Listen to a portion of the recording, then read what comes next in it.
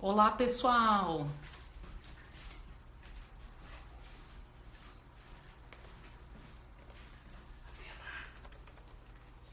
Olá, pessoal, tudo bom? Opa, maravilha! Todo mundo já conseguindo entrada. E Wagner, tudo certo? Wagner, chama nossos amigos da CAI aqui para assistirem com a gente. Daí, pessoal! Maravilha! Uhul! A grande Michele! Nossa querida advogada da área do direito cooperativo. Caramba! Nossa, olha quanta gente aqui. O Lucas Velasco, que também já estava com a gente antes no nosso esquenta, né? Pessoal, a gente teve uma enxurrada, tá? De acessos e por conta disso deu uma travadinha, tá? Mas a gente já conseguiu aí voltar ao normal. Eu vou pedir um grande favor para vocês, tá? Eu vou pedir para todo mundo visualizar, né, aquele aviãozinho que a gente tem no cabeçalho. Clica ali e manda para 5 amigos teus, para 5 colegas advogados, manda lá para 5 pessoas que você quer que assistam aqui, que acompanhem a nossa live, tá? Faz isso pra gente, vamos divulgar mais. A gente já tá aí com quase 200 pessoas e vamos bombar aqui essa live sobre um assunto que, né, com todo o respeito, é pra lá de bombástico, um assunto muito polêmico. E assim, pessoal, um assunto que precisa ser comentado e com a máxima urgência. Olha aqui, ó, a Melissa Foman também, nossa super colega aí, grande fera do direito previdenciário. Fernando Beng, daí Fernando, beleza? A Mariana Krieger também entrou aqui, o Leonardo Baldiceira. Pessoal, tô muito feliz, caramba, olha só quanta gente aqui, quantos advogados super gabaritados que estão conosco. A doutora Carmen, a grande fera, né, da comissão de assuntos envolvendo artes aí, né, super participativa das atividades da Caixa. A Thaísa me ex-orientando aqui, agora uma jovem advogada. Que legal, pessoal. Então, ó, vou pedir para vocês aqui, ó, todo mundo clica lá embaixo no aviãozinho, né? E manda para os seus amigos, para as pessoas que você acha que precisam assistir. E aí, assim, já vem uma primeira pergunta, né? Essa live da ESA é uma live só para advogados? A resposta é não, tá? Essa live, ela tem o objetivo de trazer informação para as pessoas. Essa live tem o objetivo, né, de aplacar um pouco a angústia que todos os setores aí da sociedade estão sentindo por conta dessa MP 927 de 2020 que, enfim, pegou todo mundo de surpresa. Só dar um alô especial aí pro Dr. Rafael Rasson, né, que já deu vários tchauz aqui pra gente. Que legal, que bacana. Ó, Cristiane, você que tá perguntando, ela não tá travando, tá? Tá perfeitinha, tá com som aqui, ó, até fazer aqui todos os nossos testes. Talvez você esteja desabilitado ali, mas pode ficar tranquilo que tá rolando normal. Valeu, a nossa amiga aqui, Cristiane, já mandou que já encaminhou para todos os seus amigos. A Valéria, nossa presidente da comissão de mediação, também está presente. Valéria, uma honra ter você aqui. A Diana Fux também, nossa representante da ESA, né, no interior do Paraná. Legal, pessoal. Então, deixa eu colocar aqui para vocês um pouco, né? Primeiro, quero desejar um excelente dia para todos. Para quem não me conhece, o meu nome é Marília Pedroso Xavier. Eu sou coordenadora da área de Direito Privado da ESA e sou responsável, portanto, por áreas, né, tais como a área aí de Direito do Trabalho. E eu tenho a alegria, a honra, né, de dividir essa missão com o professor Marco Aurélio e também com a professora Maíra Fonseca, né, já respondendo aí uma pergunta que o Cláudio Salles fez. E aí o que acontece, pessoal? Trazer para vocês aqui que realmente a medida provisória 927, ela é assim muito desafiadora, porque ela traz medidas inéditas, assim, medidas que nunca foram tomadas no Estado democrático antes. É importante a gente ver isso, a gente está diante de uma coisa que nunca aconteceu no ordenamento brasileiro, certo?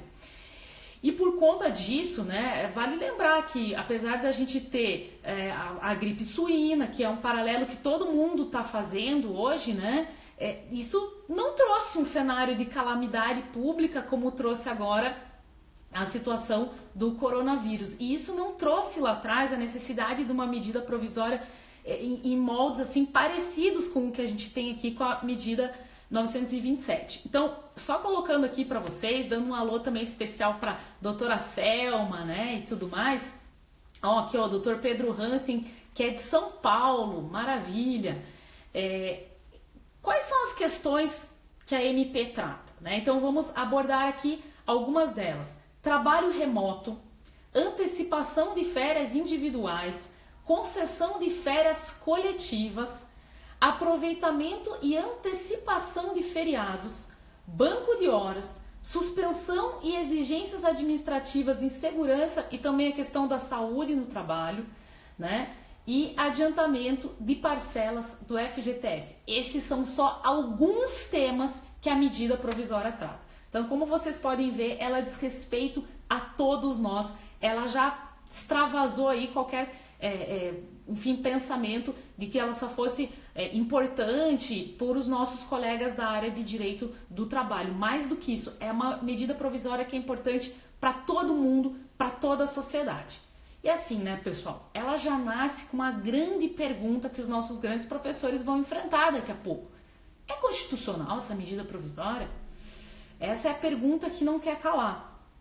E a gente também não pode, a título introdutório, deixar de comentar essa situação muito sui generis, vamos dizer assim, né? Que o tópico que versava sobre a suspensão dos contratos, né? Polêmico tópico da suspensão dos contratos por até 4 meses, ele já foi revogado, né? Ele nasceu ali e horas depois já foi revogado. E a gente vai entender nessa live um pouco de por que isso aconteceu.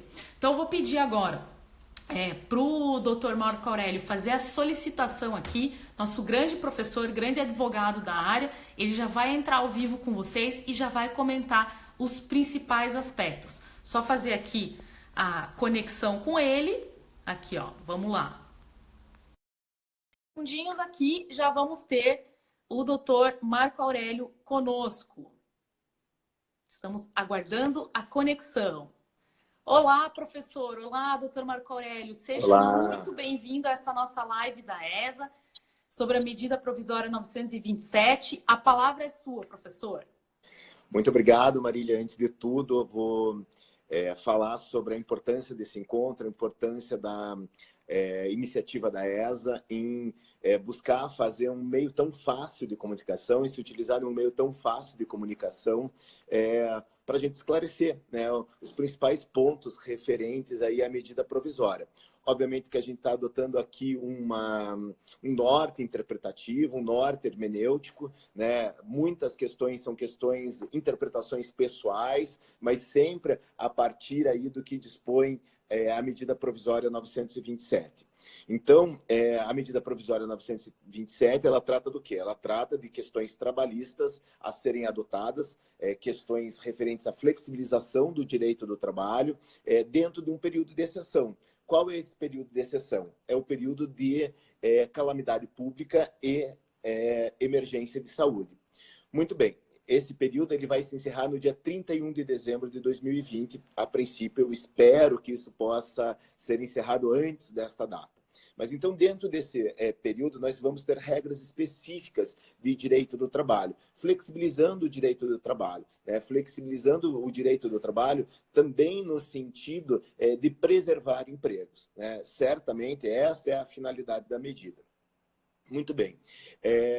O artigo 2º, não obstante eu tenha visto que quase ninguém tenha falado sobre ele, é um artigo extremamente importante, porque ele traz a única regra genérica da medida provisória. E sendo uma regra genérica, ela contém aí um princípio, ou seja, uma regrinha que pode ser utilizada em várias fato-espécies, em vários casos concretos. E ela diz mais ou menos o seguinte, que há a possibilidade de celebração de acordo individual para tratar de questões trabalhistas, inclusive em prejuízo ao patrimônio jurídico do empregado, dentro de uma excepcionalidade, evidentemente, desde que esta negociação não contraria os instrumentos normativos, os instrumentos legais e negociais, e também não contraria a Constituição Federal. Para que serve, então, essa regrinha? É para aquela questão referente a um direito, flexibilização de um direito que não está previsto na lei. Né? Ou seja, um direito que não está previsto na lei, na Convenção Coletiva de Trabalho, no Acordo Coletivo de Trabalho, e desde que obedeça à Constituição Federal. Então, por exemplo, se eu concedo um benefício, um vale-mercado para o empregado, e esse vale-mercado não tem previsão convencional, não tem previsão legal, e somente uma previsão contratual, há a possibilidade de se estabelecer um aditivo individual para redução, por exemplo, deste benefício. Então, é uma regrinha flexibilizadora, de caráter temporário, evidentemente. Mas ela vai de encontro a quê? Ela vai de encontro a um princípio que a gente sempre trabalhou com o direito do trabalho, que é o princípio da condição mais benéfica. Aquela ideia de que tudo que for mais benéfico para o empregado acaba aderindo ao seu contrato de trabalho. Então, essa regrinha é bem interessante, ela pode ser utilizada aí com parcimônia. Por quê? Porque ela não pode contrariar instrumentos normativos, a lei e a Constituição Federal. Aí você pode me perguntar, mas Marco, então eu posso utilizar o acordo individual para reduzir salário? Não, em hipótese alguma. Por quê? Porque aí nós vamos ter o artigo 7º da Constituição Federal, que prevê que a redução de salário demanda o quê? A negociação coletiva, tá certo? Bom, além disso, vamos falar sobre teletrabalho. Né? O teletrabalho ele tem previsão na CLT, artigo 75A do texto consolidado. No entanto, a medida provisória 927, ela traz também questões afetas ao teletrabalho. E o teletrabalho do artigo 75A, ele fala em acordo entre empregado e empregador. A medida provisória diz o seguinte, que não há necessidade de acordo entre empregado e empregador, que simplesmente se trata do exercício do direito potestativo do empregador. E o que é um direito potestativo do empregador? É a ideia de que o empregador ele vai exercer o seu direito, um direito referente à organização do seu empreendimento, e não há possibilidade de oposição pelo empregado. O direito potestativo é o exercício de um direito unilateral. E, portanto, a partir da medida provisória 927, cabe ao empregador, sem o consentimento do empregado, definir se haverá ou não teletrabalho. Ainda a flexibilização de algumas formalidades em relação ao teletrabalho. Ou seja, não há necessidade de realização de termo escrito, simplesmente recomenda-se que seja avisado, né, o empregado acerca dessa alteração da sua condição de trabalho com 48 horas de antecedência. Pode ser expressa ou pode ser até a utilização do meio eletrônico, evidentemente. Né? Hoje, normalmente, é uma questão, o mais utilizado, inclusive, é o meio eletrônico. Uma questão relevante é que, apesar de a medida provisória não tratar em momento algum de formalidades para inserção de um determinado trabalhador em regime de teletrabalho, ela dispõe que as questões afetas às despesas decorrentes do teletrabalho, elas deverão ser negociadas entre empregado e empregador e deverá haver um ajuste expresso.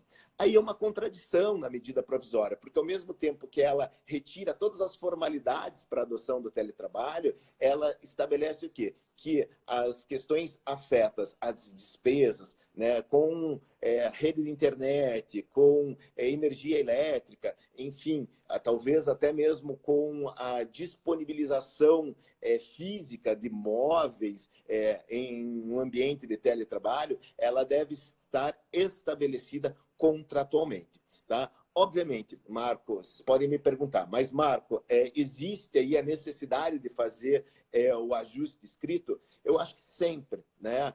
Nós somos advogados e a gente sabe da importância da segurança jurídica.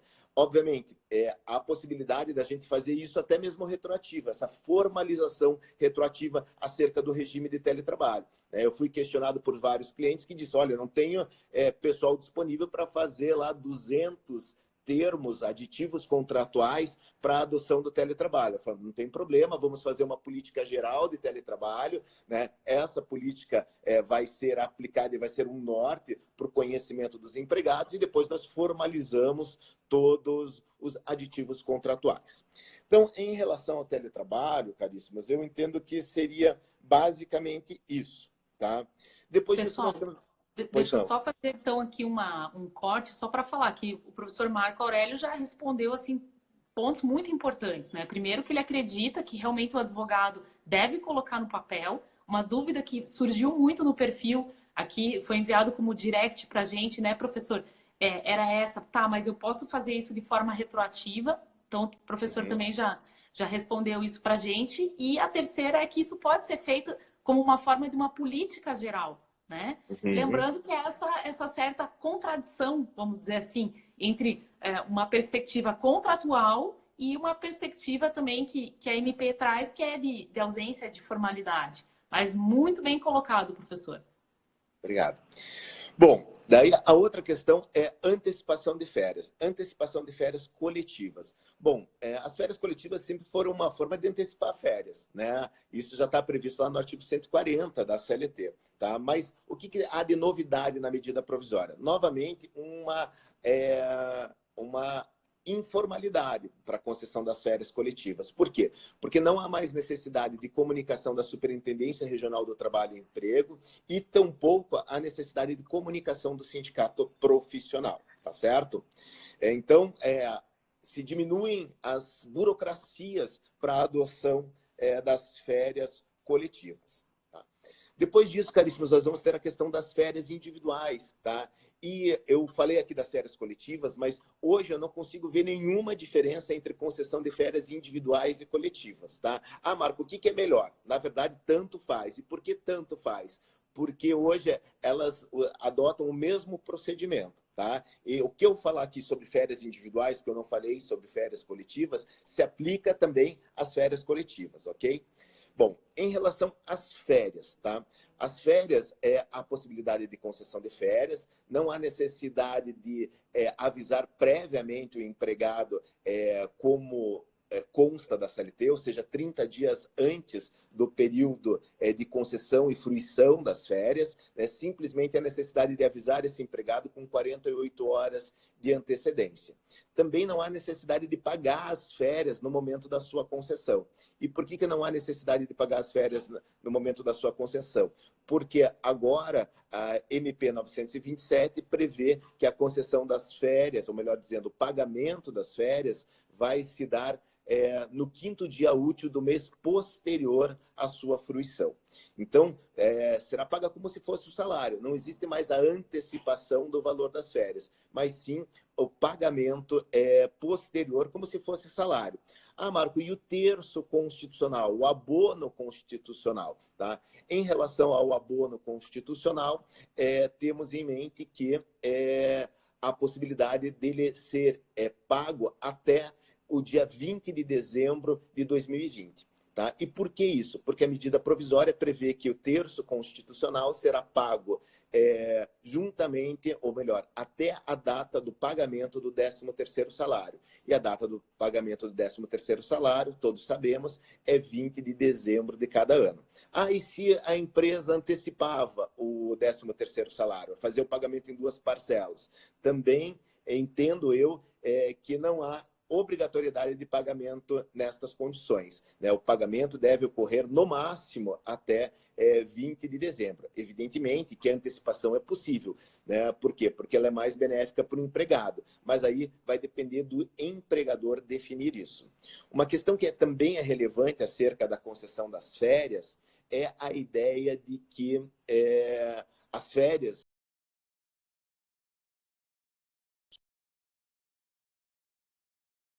pelo empregado de parte das suas férias, de 10 dias de férias, de 1/3 das suas férias. É a compra pelo empregador de uma parte das férias do empregado. Ele define se vai vender ou não. Se ele quiser vender, o empregador tem que comprar estes dias de férias. Agora não, né? A medida 927 diz que cabe ao empregador, né, em comum acordo, fala em acordo, definir se vai comprar ou não as férias do empregado. Mas a evidência, a gente verifica que dificilmente o empregador vai querer comprar esses 10 dias de férias do empregado, né, diante das condições que nós estamos vivendo atualmente. Tá? Bom, em relação às férias, seria isso. Tem alguma observação, Marília? Alô? Marília, está me ouvindo? Eu não estou ouvindo você.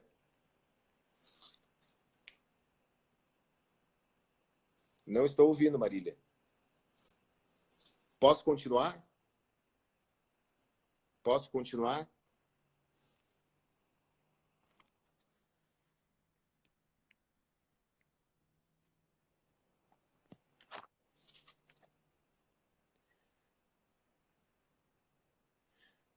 Aqui está sem áudio também, Marília.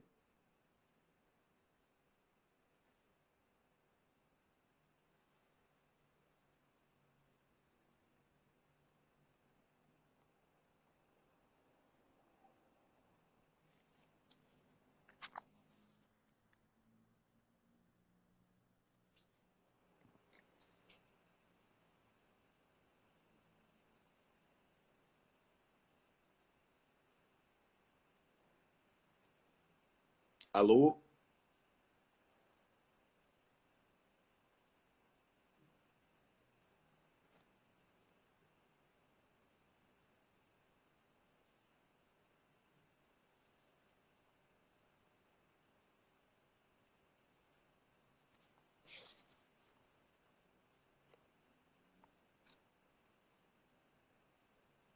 Vocês estão me ouvindo? Se vocês puderem verificar, eu não escuto a Marília.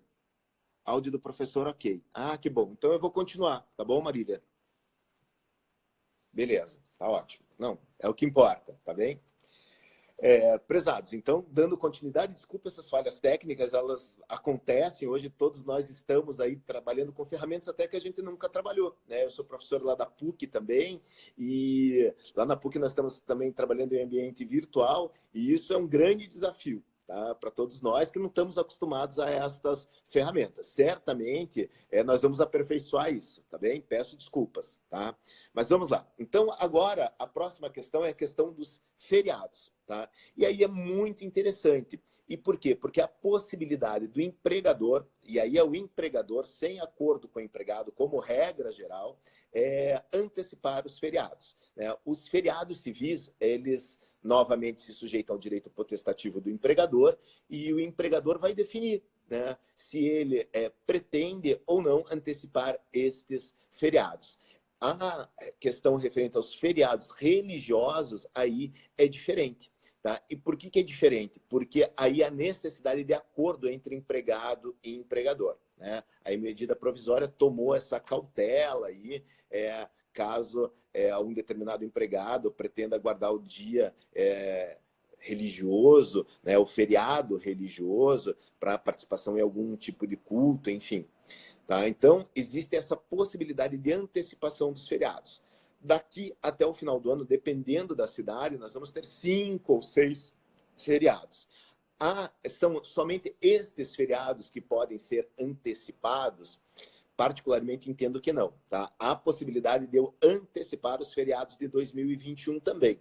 Mas aí nós temos que trabalhar com o princípio da razoabilidade, da proporcionalidade. E aí eu aplicaria analogicamente a questão referente ao artigo que trata, o artigo da medida provisória, que trata da questão do banco de horas, que diz que o banco de horas ele poderá ser compensado, a compensação das horas negativas deste período de calamidade pública e emergência de saúde, que ele poderá ser compensado até 180 dias contados a partir de 31 de janeiro de 2020. Então, eu entendo que todos os feriados que acontecerem dentro desse período de 180 dias, eles podem ser antecipados. Os religiosos com a concordância do empregado e também os civis por simples determinação do empregador. Eu acho que essa daí é uma regrinha que é uma interpretação sistemática da medida provisória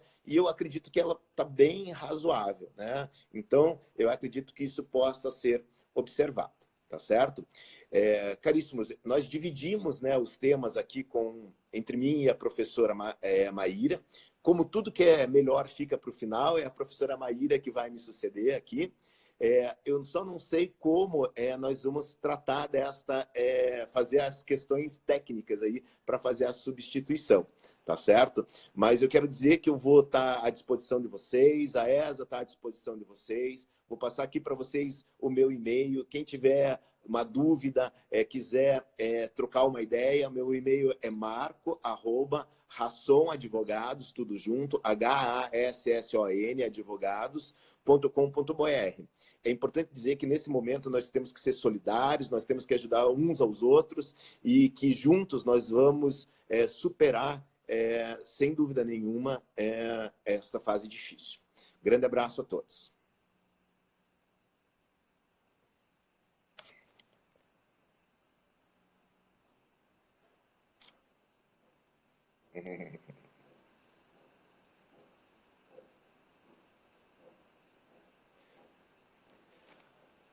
Posso sair? Como que faz? Você faz o desligamento daí? Como que sai? Como que a gente encerra isso para você inserir a Maíra?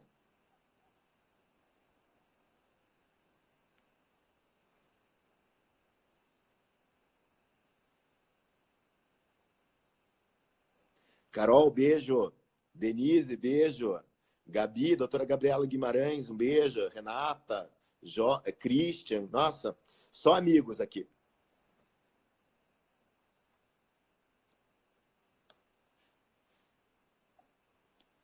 Doutora Denise Justus.